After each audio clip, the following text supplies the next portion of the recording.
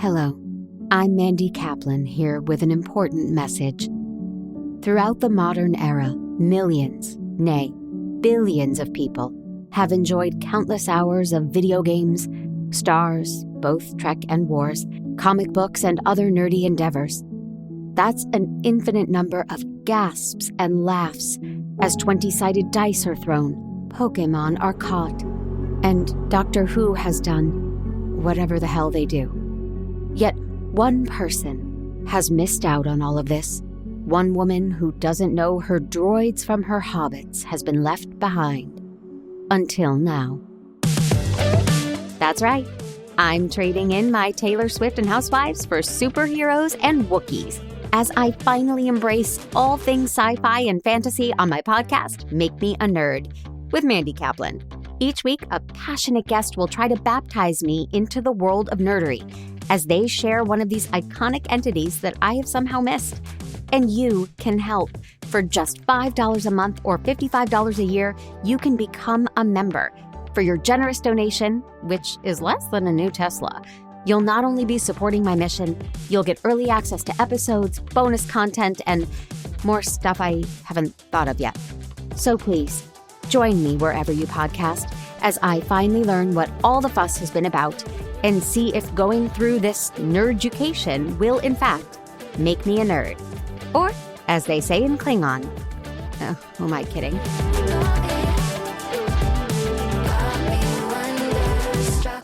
Before we dive in, here's another show you can enjoy in the True Story FM family of entertainment podcasts. Do you ever get to the end of a movie where the hero had to make a difficult choice, and all you want to do is talk to people about whether they made the right one?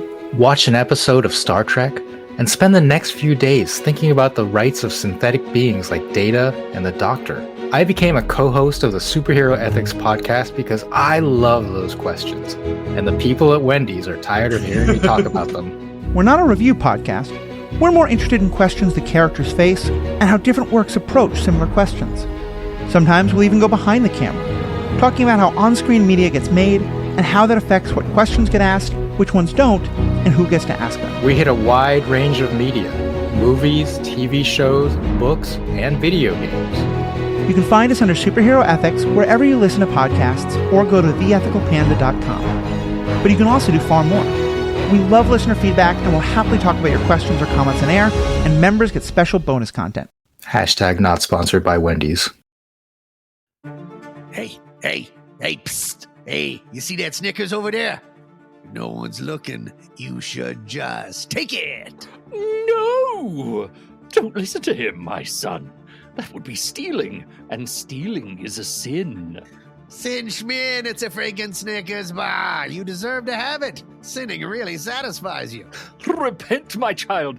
Virtue is the only real snack worth savoring. For that candy bar is merely a gateway to nougat damnation. Has this ever happened to you? Listening to the devil on one shoulder and an angel on the other, and you're not sure what to think? Then we're here to help. I'm Pete Wright. And I'm Tommy Metz III, and this season on All the Feelings, we're examining the 7 deadly sins. You know, the fun ones. And the 7 heavenly virtues. Which are also a thing. Through personal stories, historical oddities, and way too much embarrassment, we take you on a thrilling journey through all the goods and the bads you hear about in church. But without all that pesky church stuff.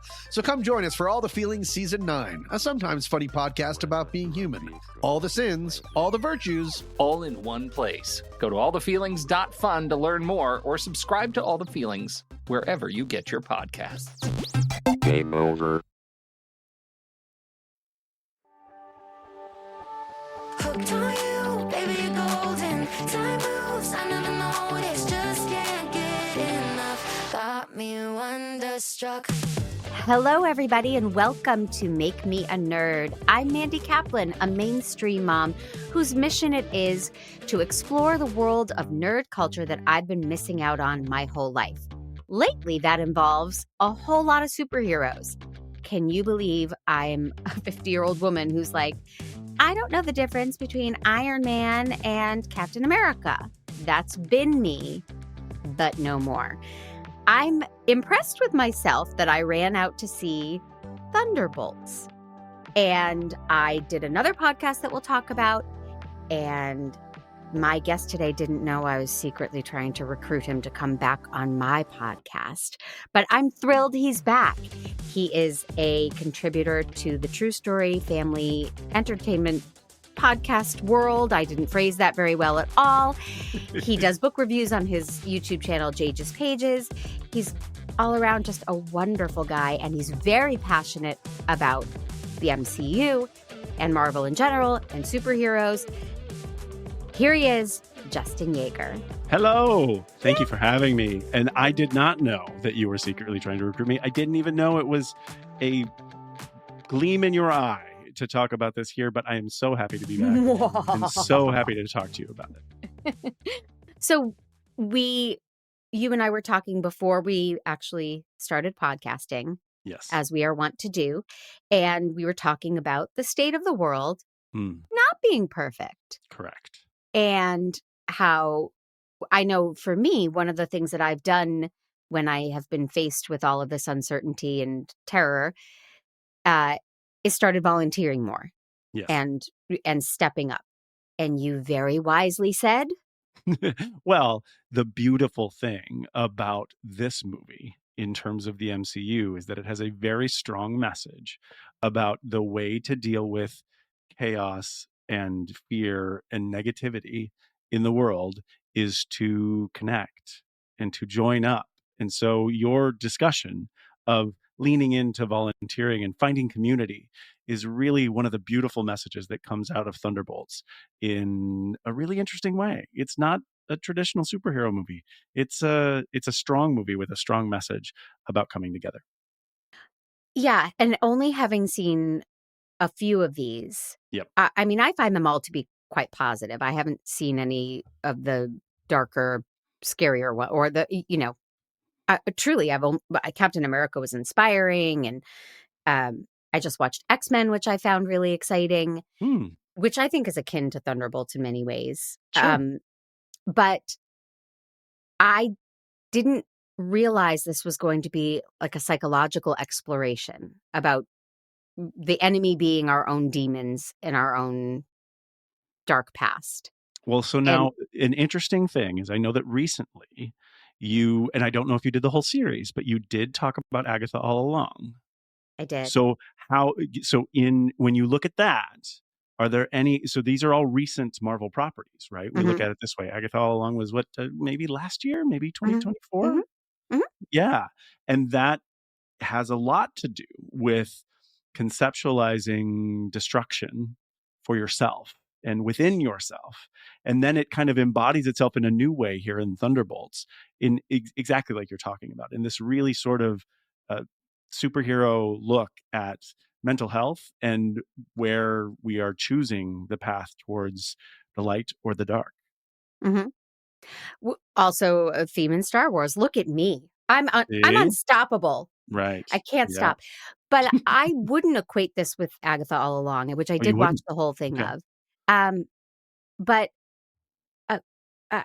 you're assuming I remember it. I watched it months ago, so now I'm like, but. So I will touch on those themes too if you want. But the thing that I think is really, my family, my two children, my 13-year-old and 15-year-old boy, and alleged. Right. Yes. Yep. As far as we know, did love Agatha all along as well. And the interesting thing about the resolution, we jump into spoiler land with the resolution of Agatha all along, is learning that much of the torment or the crises or the difficulties that they're beset with within Agatha all along are constructs of the mind. Okay. An extremely powerful mind. However, then if we move to Thunderbolts, the main thing that we're doing here when we tackle the issues very specifically in a way that hasn't been done in the MCU before about mental health, we recognize both the power and the dangerous aspects of the power that exists in the mind, and we end up having a great battle with a very strong villain that is constructing chaos and terror and badness within his mind. Yes. yes to all you just said, and it really lays it out in a specific way Mhm. when remind me what his name is. The Are you Lewis Pullman, right? the He's Bob, but he becomes Sentry, and Sentry. Thank then you. as he is forced into the dark side of who he is, he becomes the Void. Oh, fancy. Yes, But all these things. He but embodies all these characters.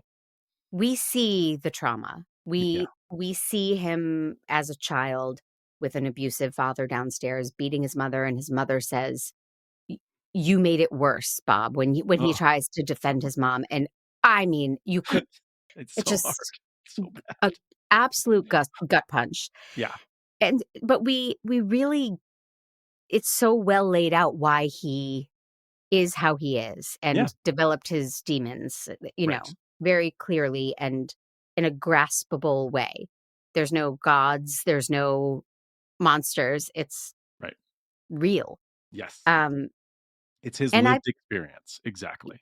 yeah, and I found it powerful. Now, I have no background with uh, Wyatt Russell. I'm terrible with the Mhm. character names, but I know all He's the a actors' U.S. names. agent is his character. Yep. U.S. agent. I don't Mhm. know what his demons are, but they were Mhm. all well. Actually, we find out in the movie that his wife got fed up with him and And left yes. him with his Yeah. took the kid. And now Um, that was new for us to see that aspect in Thunderbolts. But in particular, what he's known for is being, and they touch on this a little bit in Thunderbolts, but without the MCU background, you might not actually know this, is that he was the backup. He was the next person that they tried to prop up as Captain America once we lost Steve Rogers, the Chris Evans version of Captain America. And he had such difficulty accepting that role because they talk about it a little bit in Thunderbolts too, that this concept of the super serum that so many of these mhm, characters are given, that it mhm. becomes an amplifier of not just human strength, human power, but also human character and human personality.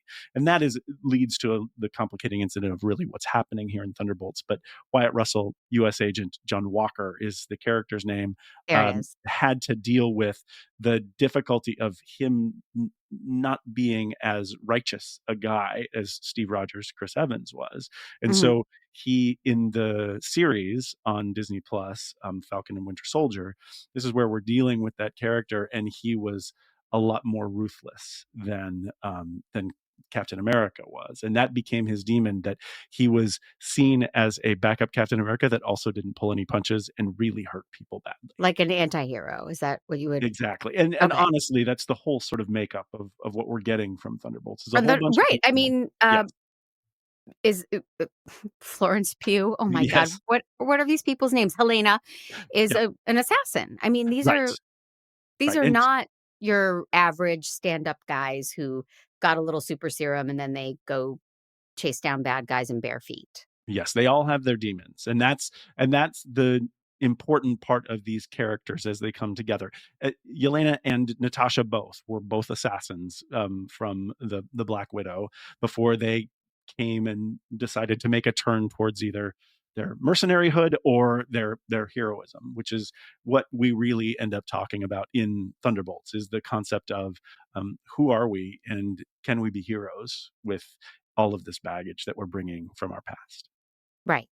And you really, really liked this movie. Is I that did. accurate? Yes. Yeah, Yes. well, and we're at maybe we're somewhere around 30, right? There's probably 30 films. There's a little less. It's somewhere in the high 20s for films in the MCU as of yet. And this very much would make my top 10 of MCU films because of execution and because of the story.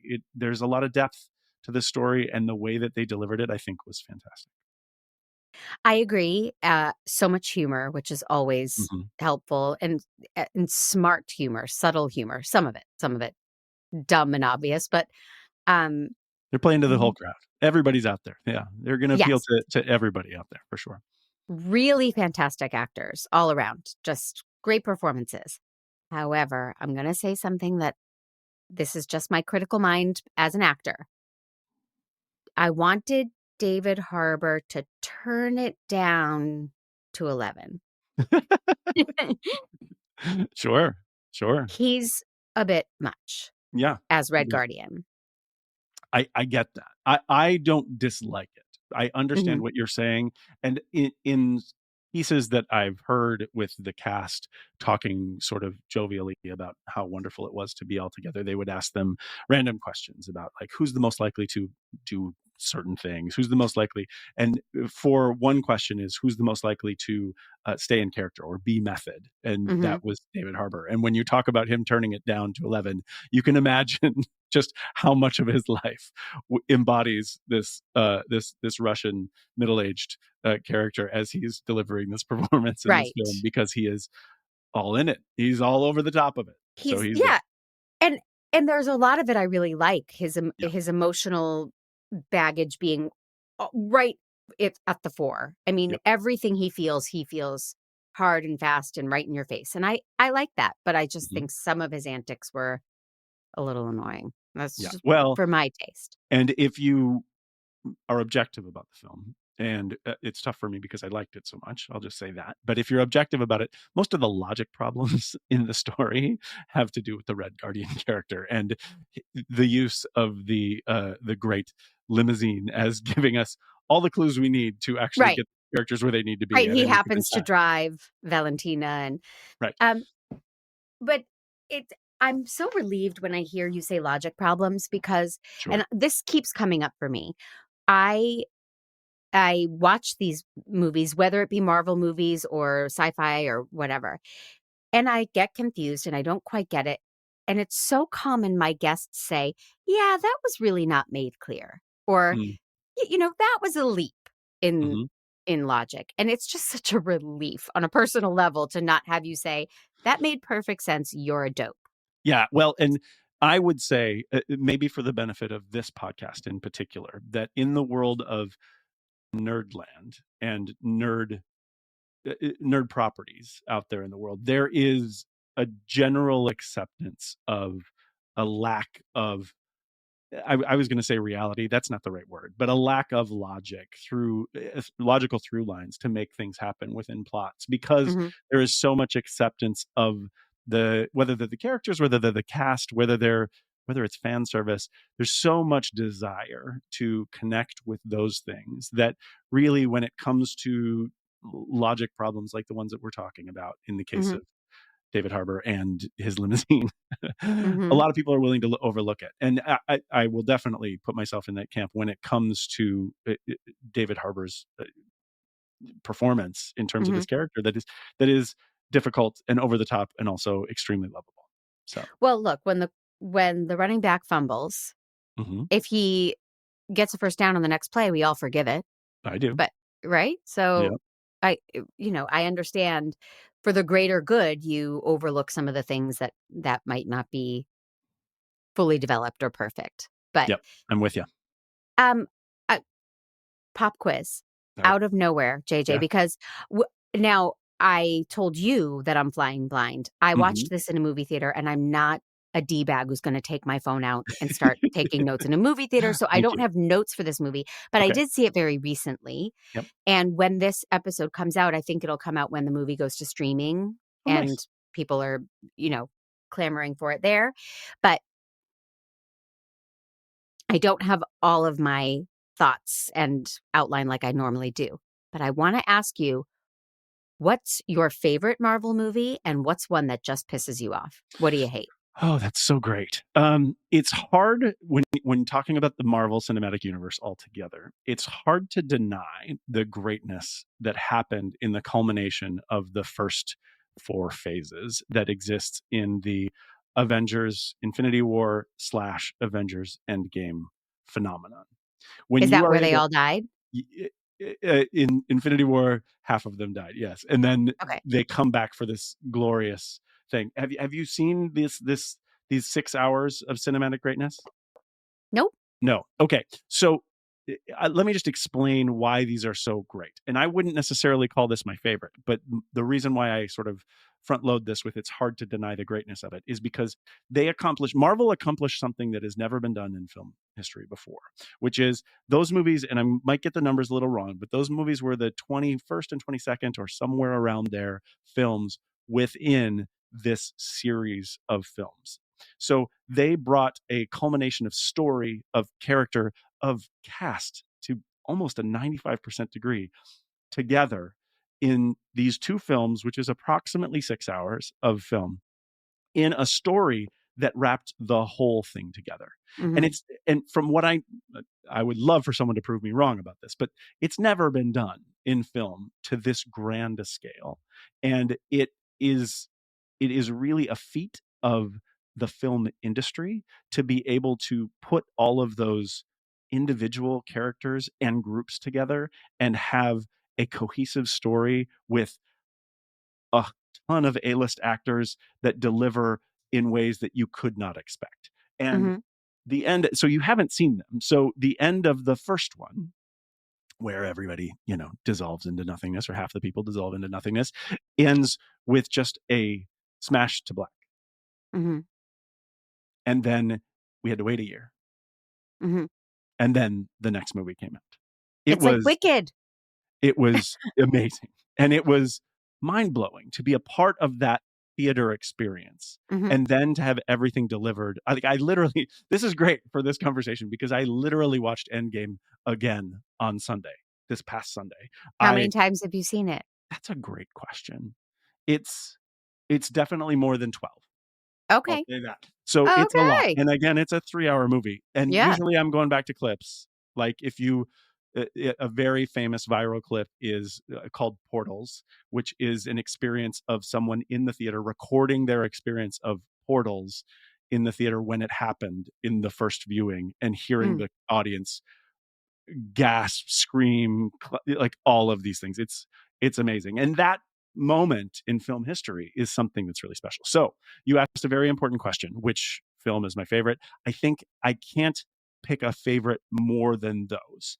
I Mhm. will say my emotional favorite is probably Guardians of the Galaxy 2, which Oh, is okay. really crazy. Was never a fan of the comic books, but what Gunn does with music and emotion is better than anything. I saw that movie multiple times in the theater because it was so affecting to me as an audience member. So I would pick that. And then which one makes me angry? And I feel like you're going to say these new Sony ones. Isn't that what everyone hates? Well, I don't even really consider those to be canon. Like Oh. so if we talk about Sony and it's sort of jaunt into, they were doing so much just to maintain IP over Mhm. years. The things that were done with Fantastic Four, for example, like they would just make another Fantastic Four movie so that they could retain the IP to eventually sell it. Mm. And there's 3 different iterations of that group, and none of them are particularly fantastic. We have a new one coming out later this year. But Yes. if we just talk about Spider-Man, the original Spider-Man movies, the Sam Raimi Spider-Man movies that came out, that's not, that is Sony, right? The X-Men is Fox. These are the whole things where they came out before. But Spider-Man 3 in particular, they brought in like a whole bunch of anchor core villains to the story, and they didn't give good enough time to any of them. And that's the kind of stuff that really angers me. But I don't even consider those MCU films really, because it's again, people were just protecting IP. It wasn't really it wasn't really what's been done in the sort of care that's been brought to the canon as it exists today. Okay.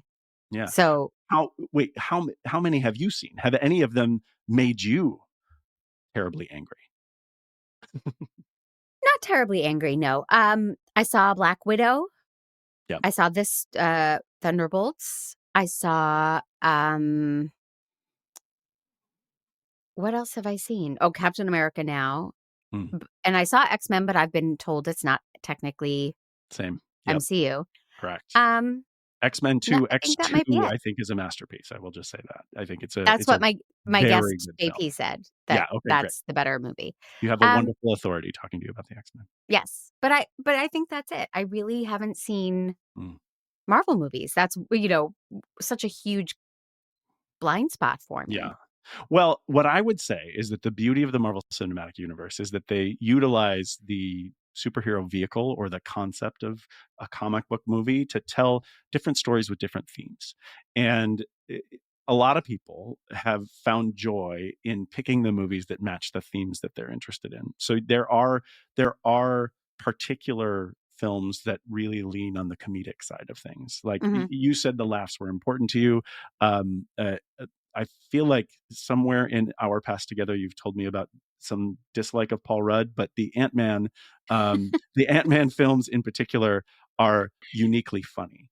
Are you joking? No, I they're love Paul Rudd. He's my okay. dream. And you haven't seen Ant-Man? No. Oh my gosh. Okay, It's so a I would recommend that superhero movie. but this is my point, right? It's Right. this superhero movie that's really pointed towards a comedic thing. Paul Rudd is the anchor character. Michael Pena in it is a national treasure. Like the joke structure that they have for his character within the film is just utterly fantastic. So, but then you have the Captain America movies, which are really meant to be like spy thrillers with a Yes. with a turn. They're Yeah. even kind of detective films in some respect. And you get into, like you saw Agatha All Along, it's this kind of touch at like, we're going to touch on horror a little bit. We're going to Mhm. scare things. So each of the different things is kind of interesting that way. And I mentioned when we talked before about Thunderbolts that I feel like this is a little bit of a departure in that, only because we're touching on potentially some sort of genre of drama that Right. the MCU hasn't really attempted before. It's really talking about like we talked about in the Lewis Pullman character, is this lived-in experience of trauma, and then utilizing the superhero comic book story vehicle to deliver important concepts about how to deal with trauma, to deal with it in a way that is, I wouldn't call it self-help. That's not where I'm going, but my brain is bringing that up. Right. But it's the kind of thing of like, let's open the door to talk about some serious mental health concepts and do it with some comic book characters. I'm trying to compare it to an existing genre without being flip or insulting at all, because that's not my intention. Yep. But the after school special keeps coming up for me. Sure. You know, things that you're supposed to watch and then talk to your parents about and have these conversations, and not the cheesy ones, but there were very real, powerful stories being told about the human experience. So that's a different, for me, that felt different. Left Turn, why the asterisk?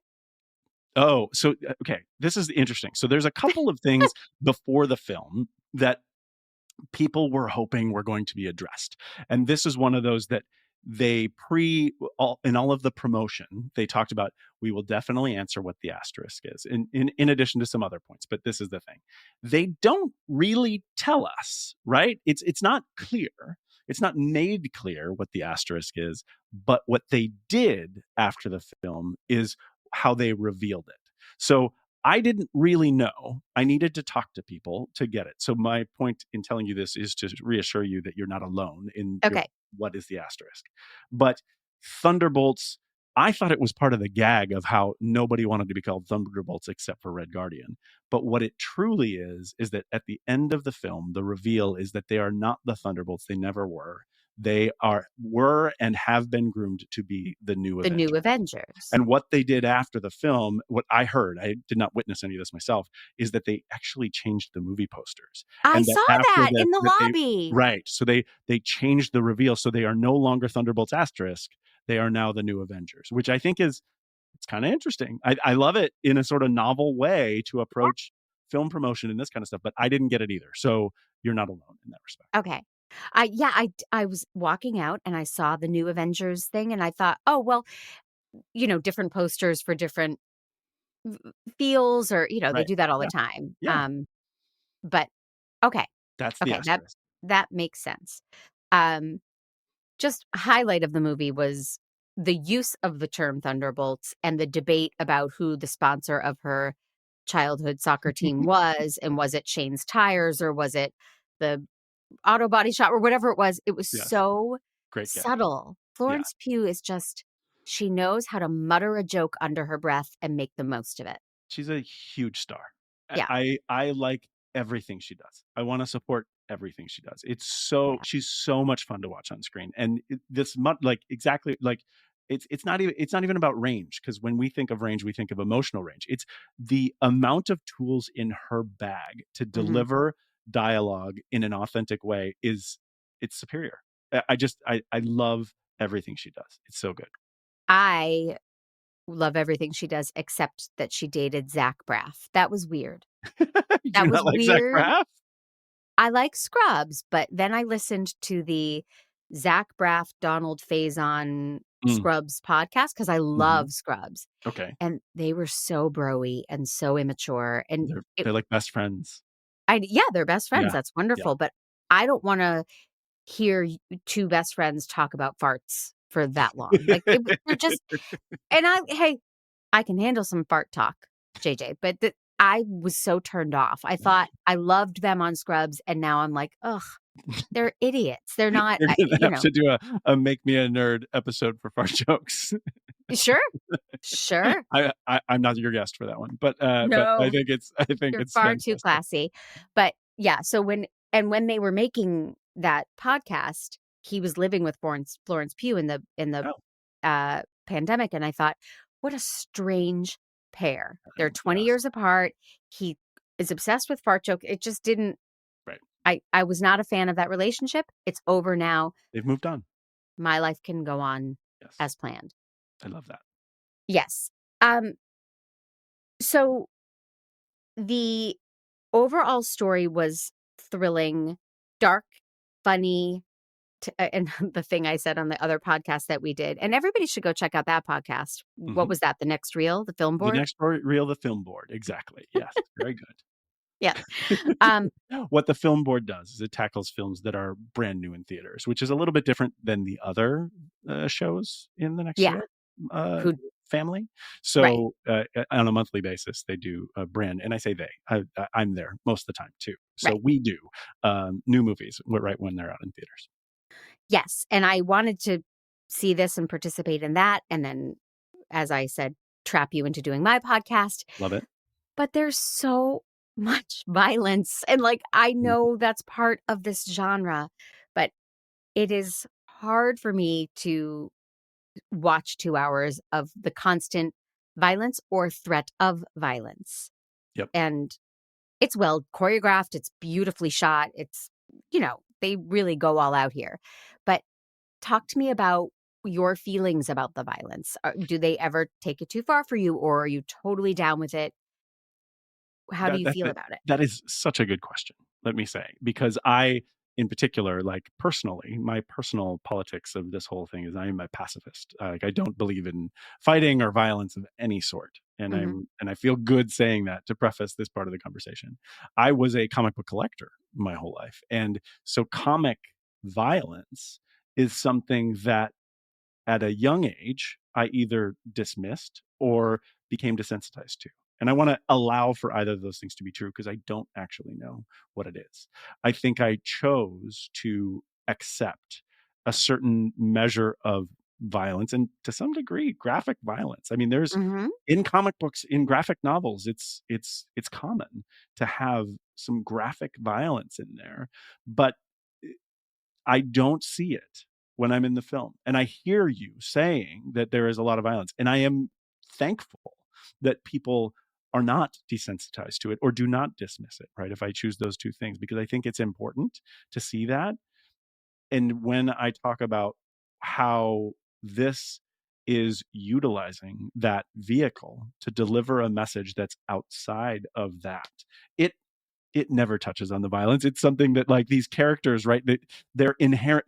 These characters have become or have been defined inherently by their violence and by their capability to do violent and terrible things. Right. So it's something that as audience members that have accepted that, they a lot of times don't actually see the terrible things that they are doing. And I think in a weird way, Thunderbolts is one of the first navel gazing kind of movies to say, I am this terrible, violent person, and yet I also have this emotion and this mental state that I need to reconcile. And I think that's beautiful. So if I'm not trying to make apologies for it when I say this, because that's why I prefaced you're it with saying what how I you said. feel. Yeah. But there is a it's not a generation because it's not time-based. There is a group of people in the world that appreciate this style of film, whether violent or not. And I think some of the genius of Thunderbolts, not all Marvel movies are this way, but some of the genius of Thunderbolts is to bring in that audience and say, here's your campy, somewhat comedic, terrible, scary violence. And underneath it, or through it, we are going to expertly craft an important story about mental health so that you can understand a message that you wouldn't always see. Mm-hmm. And I think that's, again, I miss it because I either dismiss it or I'm desensitized to it. But I think it's valuable to get those people that we wouldn't normally see, that won't Right. normally get that message. And was Thunderbolts, was it a comic book first or no? So that's so I don't. I want to first say that I don't know. I don't know if it was Okay. its own title, but there, in the lead up to Thunderbolts, there was talk, and as we were collecting these characters, as they were being brought into the MCU, there was talk in a lot of sort of the fanboy forums and things about how they were creating what would be called the Dark Avengers, and Mhm. that is a thing that was out there. Thunderbolts was a name for a bunch of anti-heroes in the Marvel universe, in the comic book IP, of an assembly of anti-heroes to do this kind of job. So they did exist in the comic space. I don't know whether it was its own title or not, but it was Gotcha. always kind of a foil, kind of what they're setting up at the end of this film, that it's a foil to the traditional Avengers, and that the relationship between these two groups is something that was interesting and played out in interesting ways within the comic book IP. Well, I think I wanted to know about if there were comic book versions of these characters, particularly the women, because one thing I liked about this movie is it really didn't sexualize these women. They were complete badasses and very sexy because they just are, but their boobs weren't popping out of their leather. They weren't Catwoman sexy. And one thing I've noticed in comic books is just how egregious it is. The anime with the female anatomy is just so pronounced, and every female character I see in comic books is sexualized, or I did Watchmen, so raped. Right. It's so I listened to Superhero Ethics and I heard them talk about fridging, which is a I don't know horrifying what that concept. is. Ooh, Like I'm afraid to ask. using female characters only as a reason for a male to be motivated to seek revenge. So Oh. some character chopped up a woman and put him in the fridge, which drove the hero to his journey. And Right. now it's called fridging when women are just disposable, sexualized characters. But I learned something Terrible from that. metaphor for a terrible thing. Yes, keep going. Yes, but I really liked the women in this. Yes. And I feel like I feel like Scarlett Johansson was a bit sexier and In her low cut, movies. Yep. zippy thing and tight, latex. And they played into it, right? They Mhm. played into her desirability as a secret agent long before we were introduced to the character and the detail and the depth of the Natasha Romanoff character. I definitely, so to answer your first question, Allegra Valentina is a real character within the Marvel Comics universe, and she does play this sort of interesting anti-Nick Fury-ish role where she is trying to be a political mover and shaker. So that is a real character in the comic books. That's Julia Louis-Dreyfus in this movie. Correct. Yes. Yeah. And I do believe Yelena is as well. But what I understand in the whole Black Widow sort of mythology is that it's a pool that they go back to frequently within the comic book IP, and you can see that happening in the Black Widow movie as well, where if they need an assassin, they have these characters that are from the Red Room, this Russian place where they are training assassins this way. So there are many. I would assume that Yelena is to some degree an amalgam of Black Widow characters, but that she also probably has a specific role in comic books as well. But it's nice that we don't see her seducing someone 100%. It's refreshing, and I appreciate that aspect of Thunderbolts as well. Yeah, there is no romantic. I'm making a declarative statement, but I'm asking myself the question. There is no romantic angle in this film at all. Isn't that nice? Yeah, we don't need it. Yeah.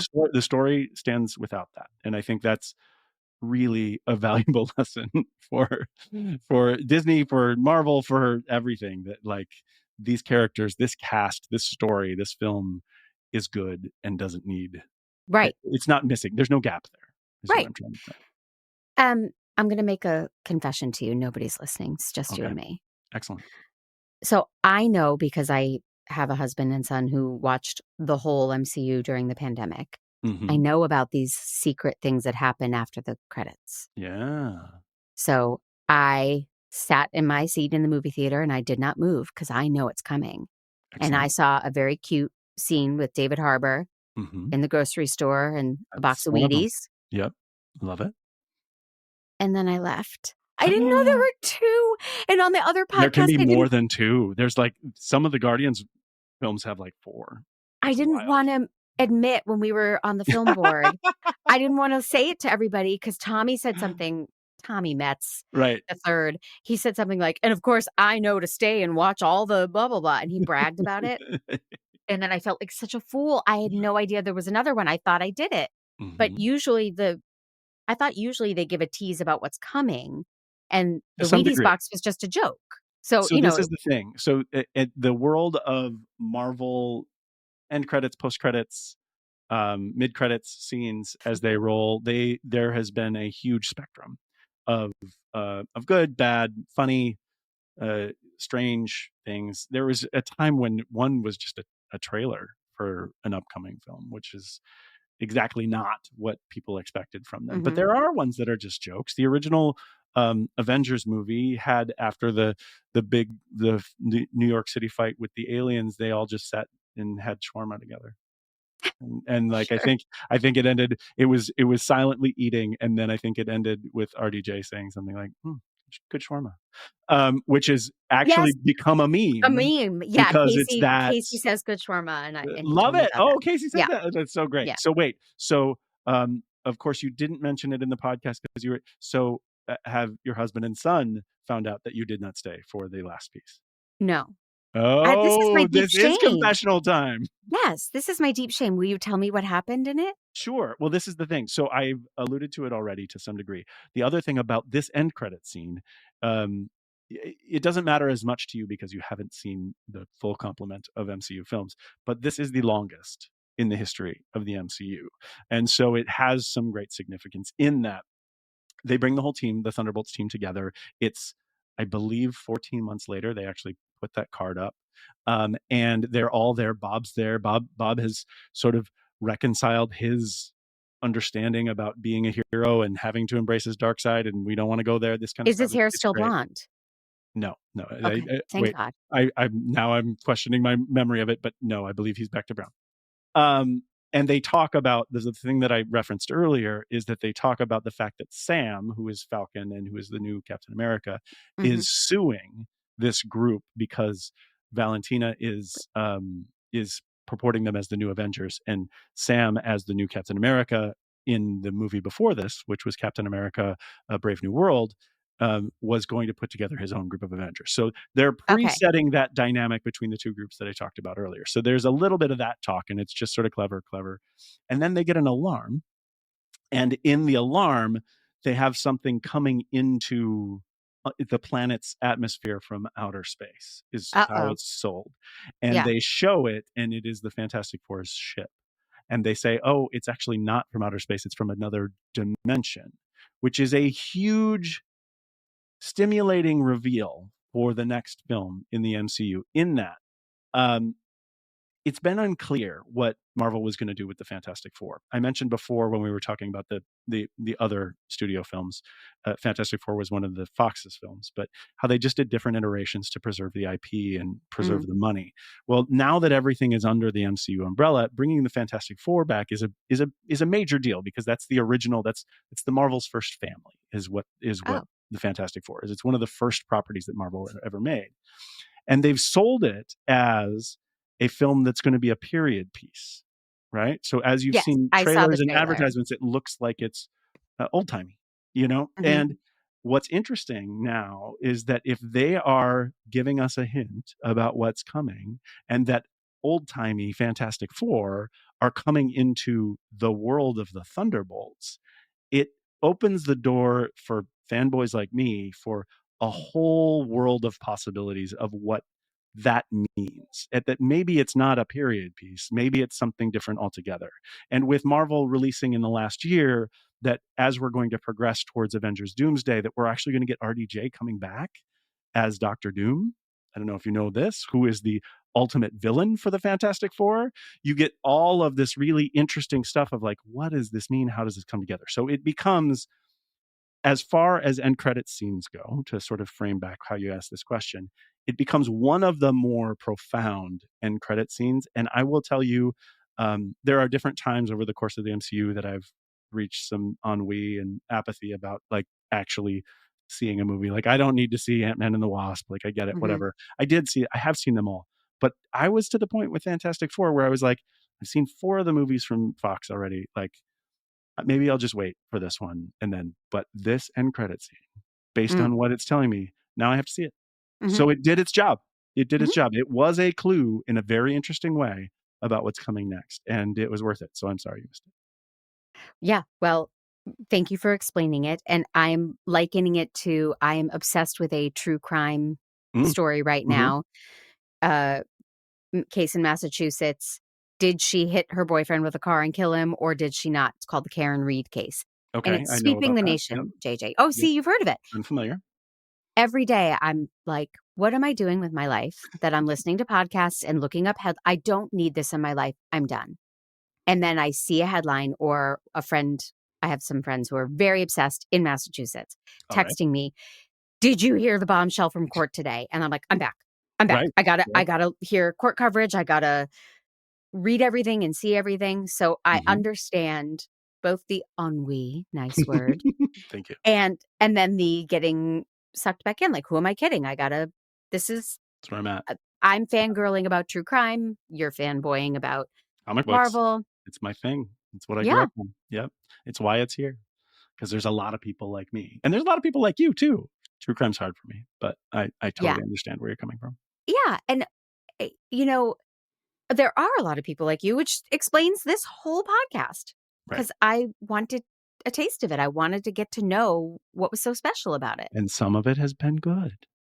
Oh my gosh, yes. Not all. The majority. I'm a listener too. I know that sometimes it doesn't really hit, but some of it comes through. Oh, I'm amazed at how many of these things I have flipped for. How many of them I've said, that was really good. Maybe not my thing. I'm not going to, keep going, but really good. And only a small handful have I thought, nope, can't do it. Not gonna do it. Not gonna jump to that side. Yeah. Are there any other observations or thoughts you want to make about Thunderbolts? Well, so this is the thing. So we've danced around it a little bit here in talking about mental health. But what I will say, like, honestly, most media that comes out today, if they deal with issues of suicide in particular, they come with a trigger warning. And this one did not. But it is very stark in its approach of people grappling with how to go on, how to move on, how to continue living. And so I just put it out there. I mean, like you said, it's just a combination between you and me, but or a conversation between us. But like, I think that if you have a history of suicide or it is something that triggers you, you should potentially think about that. Maybe learn about the story before going to see the movie, because be forewarned. Right, be forewarned, because it doesn't pull punches. It's people dealing with their feelings about themselves and their life, and I think like I said before, I think they do it in an expert way, but it is going to, in a way that no other Marvel movie has before, it's going to ask you to consider those types of things. Yeah, and again, I think I said this on the other podcast. I didn't know no Marvel movie had done this before. Right. I thought maybe all superhero movies you were grappling with your demons and your past and suicidal thoughts and right alongside good shawarma. I know, but it was not that way. It has not been that way. No. Well, I'm really glad I saw it, and I'm glad I squeezed 2 podcasts out of it, because I talked to Jer and Casey about it, and it's fun to talk about a movie after you see it, but talking to you guys really brings things to light in a different way and makes me nerdier. Thank you for helping me continue my nerducation. I'm going to do my business, and then you're going to tell everybody where they can find more of you. How cool is that, JJ? So cool. Thank you. Make Me a Nerd is a production of True Story FM, engineering and production by Pete Wright, the peerless Pete Wright. The theme song is Wonderstruck by Jane and the Boy. You can get me on Instagram at Mandy_Kaplan_Clavens, both with K's, or I'm now on Blue Sky at Mandy Miscast. If you're listening to this on Apple Podcasts, please, I know you're out there, you people who think I'm listening on Apple Podcasts, but I don't know how to write a review, or I'll do it later. Stop what you're doing and do it now. You scroll down, you click the little write a review, you hit the 5 stars, and you share your thoughts. It really helps the podcast grow, helps more people see it. And if you're feeling extra supportive, please go to makemeanerd.com/join to get your episodes ad-free and early and some fun bonus content. I'm done. Fart joke. Where can everybody find you? Well, I am a contributing voice on many of the movie podcasts in the True Story FM family of entertainment podcasts and shows. So you definitely can find me on the Film Board, which we do a monthly show. I think next month we're doing the Phoenician Scheme, and I'm very excited to do that movie. And we do one every month. We try to get ones that are particularly interesting or particularly popular. That's what we did for Thunderbolts this last month. You mentioned my YouTube channel. I've reviewed every book that I've read since 2008, no lie, on goodreads.com, which is my favorite website. And so at some point I decided, hey, I like microphones, I like cameras, I'm going to start doing them on video on YouTube as well. So if you want to see about all the books that I've read, there are some true and fake crime books in there that could be interesting to people. If you go to youtube.com and then at JJAEGER 44, that's me. Jage's Pages by Justin Jaeger. I'm just building all of those reviews out, and I'm up to 2019 now. So there's some 100 and some books in there, and I'm still reading. So there's going to be more there too. But I like to talk about books and movies and art and all this stuff, just like the conversation we're having here today. So come find me there as well. And I think we've talked about this before, but not on the podcast. I really believed up until 2 or 3 years ago that it was pronounced Justin Jaeger because it's spelled that way. Right. And you were introduced to me that way, probably in a wise-assy way from Tommy or Darnell. Yeah. And it's Justin Jaeger. We call him JJ Jaeger. See? And I really believed it up until just a couple of years ago. Well, it's Jaeger, like the popular German beverage. So I didn't know how cool my name was until I went to college, and then I was like, this tastes terrible. But that's how it is. It is with the yay sound in the front. Well, thank you so much for coming back, and I'm sure there's more Marvel to discuss, or maybe something different. I will come anytime I can. So please invite me. This is a lot of fun. I want to keep talking with you about all this fun stuff. Thank you. And thank you, everybody, for listening. Until next time.